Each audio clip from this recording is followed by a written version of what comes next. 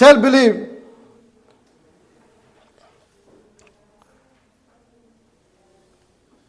में क्या होता है, उसका एक पावर है। क्या पावर है? अगर आपने कभी एस्पिरेशन किया है, एस्पिरेशन का मतलब आपका दृढ़ इच्छा शक्ति, आपने किस चीज़ के लिए दृढ़ इच्छा शक्ति का आपने सोचा है, तो एस्पिरेशन के लिए जरूरी है क्या? Will power. If you develop your will power, what will happen? If you not believe your self, nothing will be happen. तो इसीलिए पहले खुद को बिलीव करना सीखना पड़ेगा। तब मान लीजिए आपको, आपके मन में कुछ एस्पिरेशन हुआ, कोई इच्छा शक्ति बढ़ गया कि हम एक फार्मिंग करेंगे। आपका पास 10 एकड़ का लैंड है, 10 एकड़ का लैंड है, आपने सोचा कि नहीं हम एक क्या करेंगे, एक फार्मिंग सेक्टर बनाएंगे, फार्मिंग करेंगे। आपने तय तो कर लिया, लेकिन कैसे वो आगे बढ़ेगा? तरह तरह का मुसीबत आपका सामने में आ जाएगा। मैं ये उदाहरण दे रहा हूँ इसलिए कि आपके पास 10 एकड़ का ज़मीन है, आपने एस्पिरेशन किया कि हम इसमें कुछ खेती बाड़ी करेंगे, फार्मिंग करेंगे। ठीक है, इरादा आपका सही है, लेकिन कैसे करेंगे? अपना अगर सेल्फ बिलीव नहीं है, खुद पर बिलीव नहीं है, तो आपका, जब आप खुद पर यकीन नहीं करते हैं तो तरह तरह का मुसीबत का आपके सामने में आ जाएगा। पैसा नहीं है, हम फिर बाउंड्री करेंगे तो पैसा कहाँ लाएंगे, कितना बाउंड्री होगा, ज़रूरत, बोरवेल करना पड़ेगा, तरह तरह का प्रॉब्लम सामने में आ जाएगा। इसीलिए अगर अपने आप पर यकीन करना सीख जाएंगे, खुद पर बिलीव करना सीख जाएंगे, तो you will be more confident to tackle your problems. Confident हो जाए, सेल्फ कॉन्फिडेंस होता है। तो ये सेल्फ बिलीव और सेल्फ कॉन्फिडेंस ये इंटर रिलेटेड है। जब आपके अंदर में ऊर्जा पैदा होता है, सेल्फ बिलीव होता है, तो you can develop your self confidence. तो खुद पर विश्वास बढ़ जाता है और तुम आगे बढ़ सकते हो। सेल्फ कॉन्फिडेंस बढ़ जाएगा, सेल्फ बिलीव से सेल्फ कॉन्फिडेंस बढ़ जाएगा। तो इसमें क्या होता है, तुम्हारा एटीट्यूड भी बढ़ जाएगा, एटीट्यूड चेंज हो जाएगा, बदल जाएगा। एक बार तुम्हारा अंदर अगर सेल्फ कॉन्फिडेंस बिल्ड हो जाएगा तो तुम्हारा एटीट्यूड बदल जाएगा, तुम्हारा दिशा और दशा भी बदल जाएगा, तुम आगे बढ़ जाओगे, तुम्हारा अंदर लीडरशिप क्वालिटी बढ़ जाएगा, तुम खुद डिसीजन ले सकते हो। लेकिन इसमें मोटिवेशन हो जाता है। मोटिवेशन ऐसा पैदा नहीं होता है, इसके लिए आपको सेल्फ बिलीव करना पड़ता है। खुद पर अगर तुम यकीन करोगे तो मोटिवेशन हो सकता है, प्रेरणा मिल सकता है। ऐसे प्रेरणा कैसे आ जाएगा?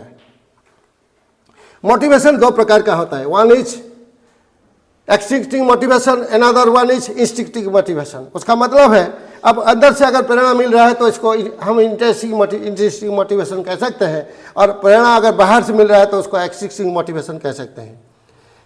एक्सटिंक्टिव मोटिवेशन का वजह जो भी है, तरह तरह का कारण हो सकता है। कोई तुम्हारा घर के ओर से प्रेशर, पीयर प्रेशर, कोई तुमको कोई रिवार्ड दे रहा है, कुछ दे रहा है, कुछ कारण होगा जिसने तुम अपना एक्सटिंक्टिव मोटिवेशन, बाहर का मोटिवेशन तुम पैदा कर सकते हो। लेकिन अंदर का मोटिवेशन बहुत जरूरी है। खुद के अंदर में मोटिवेशन कैसे है? तुम अपने हुनर को पहुंचना, खोज के निकलना, तुम्हारा अपना जो हुनर है ना उसको खोज के निकलना है। तुम्हारा अंदर में जो काबिलियत है, पोटेंशियलिटीज है, डेक्स्टेरिटी है, you have to understand all this. You have to understand your potentiality. You have to understand your talent. You have to understand your dexterity so that you can proceed. ये कैसे हो सकता है? जब तुम्हारा अंदर का शक्ति जाग जाएगा। Self belief is just like a catalyst. What do you mean by catalyst? Catalyst का क्या मतलब? अक्सर जो साइंस पढ़ते हैं, केमिस्ट्री खासकर, उसको कैटालिस्ट के बारे में पता है। जब कोई रिएक्शन ठीक से नहीं हो पाता है तो इसमें थोड़ा सा कैटालिस्ट अगर दे दिया जाए तो स्पीड अप हो जाता है, एक्टिव हो जाता है रिएक्शन। इसी तरह सेल्फ बिलीफ भी एक कैटालिस्ट की तरफ व्यवहार होता है, इस्तेमाल होता है, वो आपको आगे बढ़ाएगा। तुम्हारा जो कॉन्शसली उसको वो आगे बढ़ाएगा। जो कौमों में सोए हुए उसको जगाने का काम करता है self belief. So it is just like catalyst. तो इसमें आपको प्रेरणा मिलता है, सेल्फ बिलीफ से आगे बढ़ जाते हैं, फैसला लेने की काबिलियत बढ़ जाता है, खुद को एक लीडर बनने का तुम एक्वेंटर हो जाएगा, खुद एक डिसीजन मेकर हो जाएगा। अगर प्रेरणा अंदर से आ रहा है तो आप कुछ भी फैसला कर लीजिए, सही होगा। इसीलिए कोई उसको क्या बोल रहा है, तुमको कोई प्रेज कर रहा है, कोई क्या बोल रहा है, तुमको कोई ब्लेम कर रहा है, इससे कोई मतलब नहीं है। खुद पर अगर यकीन जग गया, खुद पर अगर विश्वास हो गया तो तुम तरक्की के बुलंद पर जा सकते हो, आगे जा सकते हो। इसीलिए तुम्हारा अंदर में एनर्जी है, शक्ति है, इसको तुम पहचान पाते हो कि नहीं। जैसे पानी के अंदर ऊर्जा है, पानी को ये बात पता है कि नहीं है, लेकिन हमें तो पता है कि पानी के अंदर ऊर्जा है। आपने कभी हाइड्रो इलेक्ट्रिक प्लांट देखा है क्या? देखा है तो एक चीज आप जरूर नोटिस किए होंगे, पानी को एक ही जगह पर बांध दिया जाता है। नदी के बीच में एक बांध दिया जाता है ताकि एक ही जगह पर पानी इकट्ठा हो जाए। तो पानी को एक जगह पर स्टोरेज करने के बाद क्या होता है, पानी में एक एनर्जी होता है, इसको हम पोटेंशियल एनर्जी कहते हैं। पानी का potential energy means what? The energy possesses by the body by virtue of its position और स्टेट ऑफ कॉन्फिगरेशन। पानी वहाँ पर एक जगह पर होने का कारण वहाँ पर एनर्जी है, लेकिन इस एनर्जी को हमको काइनेटिक एनर्जी में तब्दील करना है। How can we can convert that potential energy of water into kinetic energy? अगर इसको हम काइनेटिक एनर्जी में तब्दील कर देंगे तो कितना बड़ा काम हो सकता है। देखिए, इस बांध देने के बाद पानी को एक छोटा सा अगर होल से अगर निकाला जाएगा, डोर से अगर निकाला जाएगा पानी, तो उसका प्रेशर ज़्यादा होगा। प्रेशर ज़्यादा होने के बाद क्या होता है, काइनेटिक एनर्जी में वो तब्दील हो जाता है। Energy possesses by the body by virtue of its motion is called kinetic energy. वो पानी काइनेटिक एनर्जी में कन्वर्ट हो जाएगा। तो उसका सामने में एक तो टरबाइन रख दिया जाएगा, तो क्या करेगा, टरबाइन को घुराएगा, उसका ब्लेड को घुराएगा। तो टरबाइन घूमने के बाद क्या होता है, उसका साथ जुड़े हुए जनरेटर में ऊर्जा पैदा होता है, इलेक्ट्रिसिटी पैदा होता है। अक्सर ये काम होता है।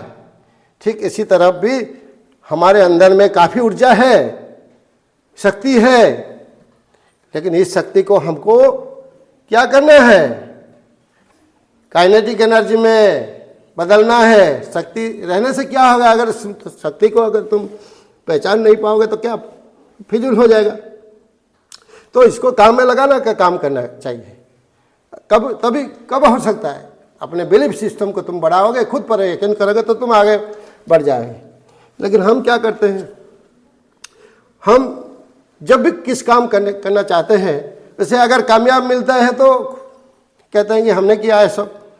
अगर इसमें तुमको कामयाब नहीं मिलता है कुछ काम में, तो किस पर तुम आरोप लगाता है, मेरे किस्मत में नहीं है, मेरे नसीब में नहीं है। अक्सर यही करते हैं ना, हमने ये काम किया था, हुआ नहीं, शायद मेरे नसीब में नहीं होगा, मेरे नसीब में नहीं है तो मैं कैसे करूँगा। हम अक्सर नसीब पर इल्ज़ाम दे देते हैं और अपने को छुटकारा पाने के लिए अच्छा तरकीब हम निकाल लेते हैं। जैसे लमड़ी ने कूद के जब हार गया तो क्या बोला, अंगूर खट्टा है, बहाना बना लिया कि अंगूर खट्टा है, ज़रूरत नहीं है, चलो। इसी तरह हम करते हैं ना, हम अपने इल्ज़ाम ठोक लेते हैं नसीब पर। नसीब, इस मामले में मुझे एक शेर बहुत पसंद है, मोहम्मद इकबाल साहब का एक शेर। खुदी का कर बुलंद इतना, खुदी का कर बुलंद इतना हर तकदीर से पहले, खुदी का कर बुलंद इतना हर तकदीर से पहले कि खुदा खुद बंदे से पूछे, खुदा खुद बंदे से पूछे, बता तेरे रजा क्या है, बता तेरे रजा क्या है। अरे मैंने तेरे लिए तो किस्मत लिखा था, मैंने तेरे लिए तो नसीब लिखा था, लेकिन तुमने इतना आगे बढ़ जा रहा है, इतना आगे जा रहा है कि खुदा भी खुद हैरान है, खुदा भी हैरान है।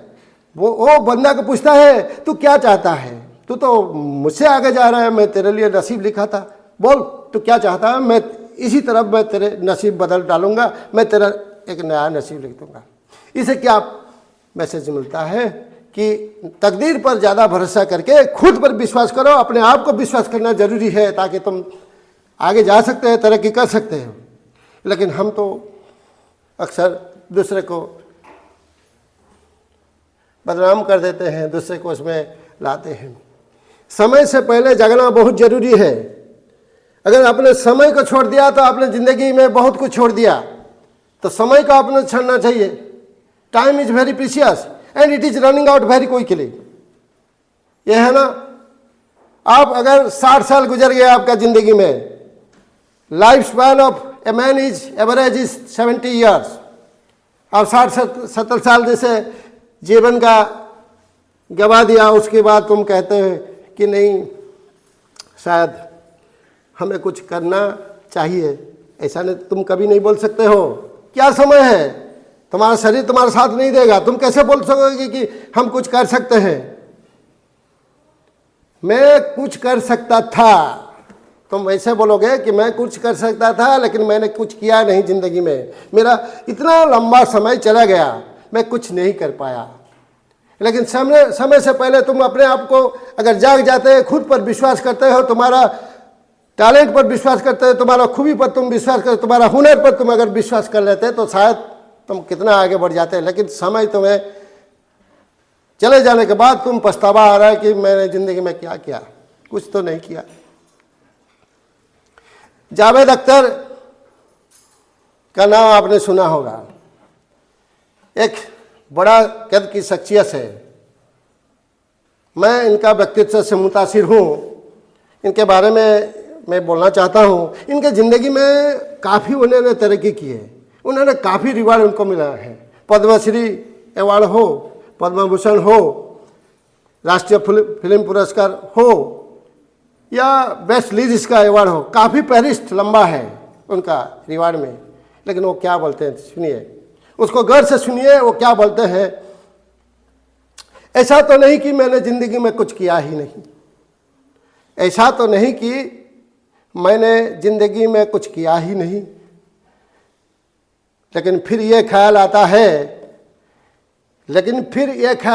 है कि मैं जितना कर सकता हूँ उसका एक चौथाई भी किया नहीं, मैं जितना कर सकता हूँ उसका एक चौथाई भी किया नहीं, और इस ख्याल की दी हुई बेचैनी जाती नहीं, और इस ख्याल की दी हुई बेचैनी जाती नहीं। कितना खूबसूरत बात उन्होंने बताया, सभी को प्रेरणा देने वाला ये सुनिए, सबको प्रेरणा दे सकता है कि इतना तरक्की करने के बाद, इतना रिवार्ड पाने के पास, इज्जत शोहरत सब कुछ उन्होंने कमाया, फिर भी उनका भूख गया नहीं।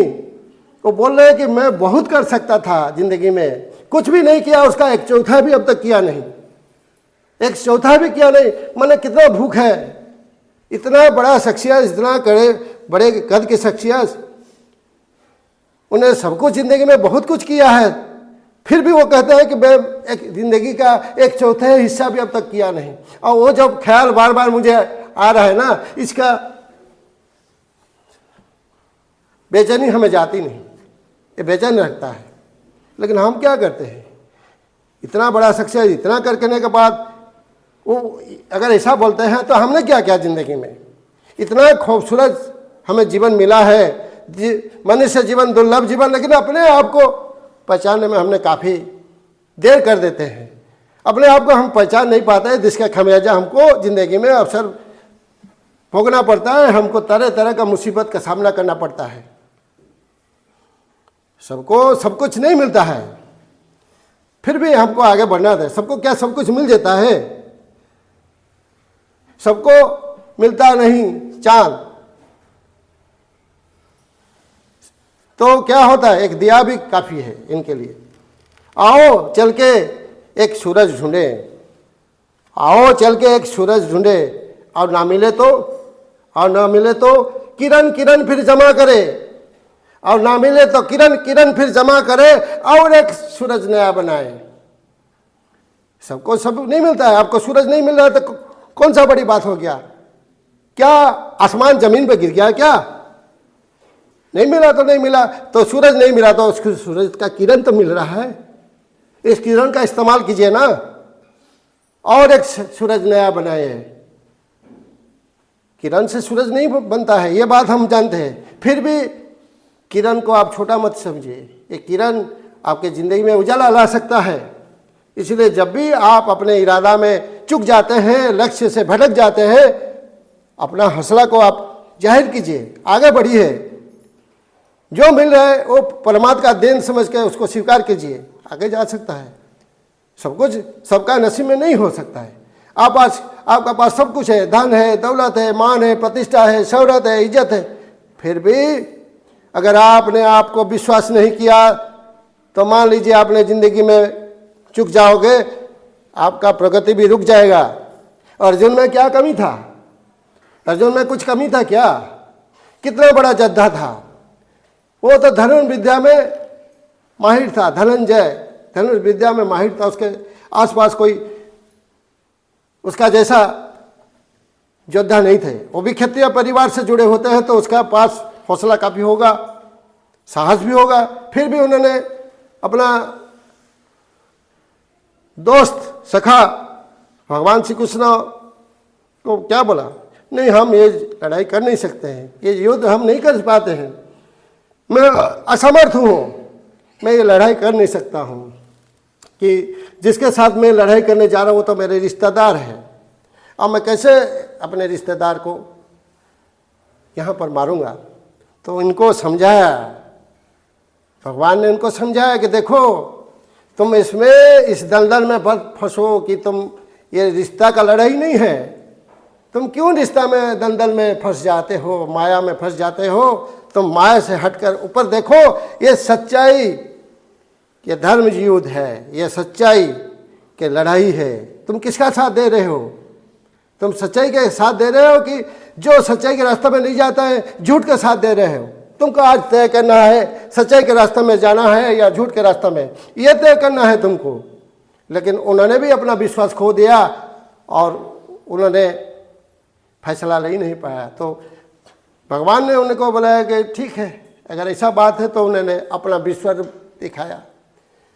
जब उनको विश्वरूप दिखाया तो मन में जो उनका संदेह था, मन में जो भावना था वो बदल गया, वो अहंकार विलीन हो गया और उन्होंने भगवान सामने समर्पण भाव पैदा किया और उन्होंने लड़ाई में आगे बढ़ गया। ये इसमें क्या सीख मिलता है?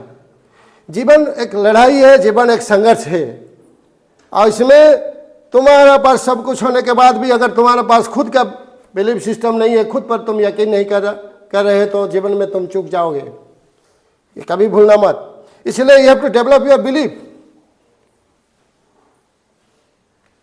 तो आपको जब मुसीबत का घड़ी आता है, जब आप देखते हैं कि आप परेशान हैं, आपका समस्या आ रहा है, आप खुद डिसीजन नहीं ले पाते हैं,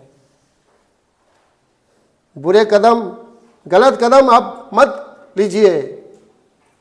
कुछ क्षण के लिए आप शांत रह जाइए, चुप रहिए, कुछ क्षण के लिए सोचिए कहाँ से आपको फेलियर हो रहा है, इसका कारण निकालिए और आगे बढ़िए। उस कारण को निकालिए और आगे बढ़िए। इस कारण को, जहाँ से फेलियर होता है, उसको आप टैकल कर सकते हैं।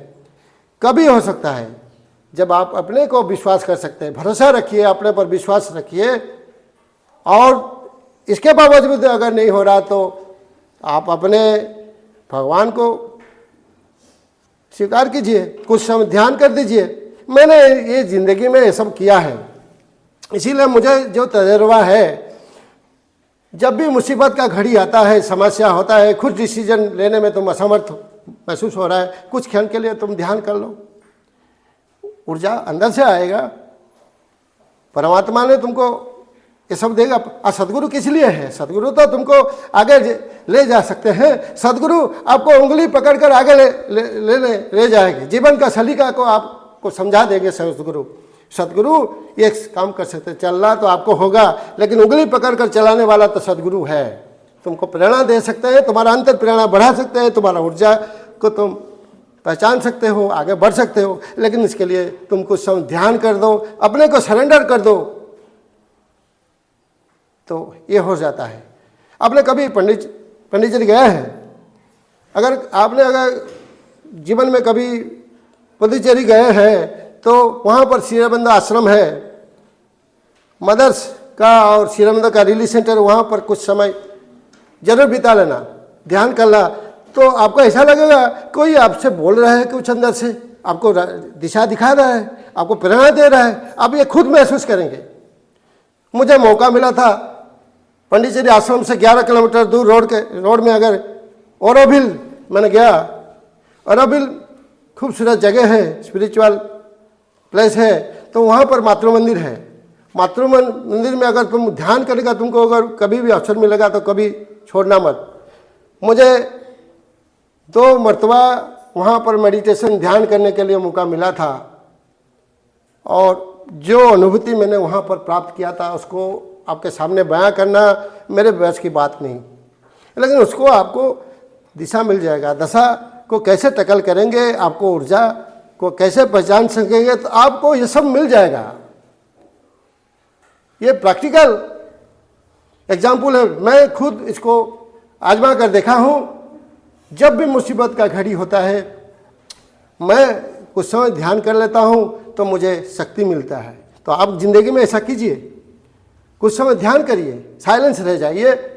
ये बाहर का भीड़ बड़ा हसल एंड बसल वाल जो आपको परेशानी करके रखा है, उसे आप कुछ समय के भूल जाइए, अपने आप को शांत कीजिए, ध्यान कीजिए। जब आप अपने आप को शांत करें तो प्रेरणा अंदर से निकलेगा, आप अच्छी तरह सभी को समझ सकोगे, सबको टैकल कर पाएंगे। तो इसीलिए मेरा कहने का मतलब है, हालात जैसा भी हो, sometimes situation may not favor to you. It is not favorable to you. It doesn't mean that you will escape from the situation. No. You have to fight with the situation. ये कैसा हो सकता है? खुद पर विश्वास करना सीखना पड़ता है। खुद को विश्वास करो, ये सब आसान हो जाएगा। सबको धन्यवाद। वंदे मातरम।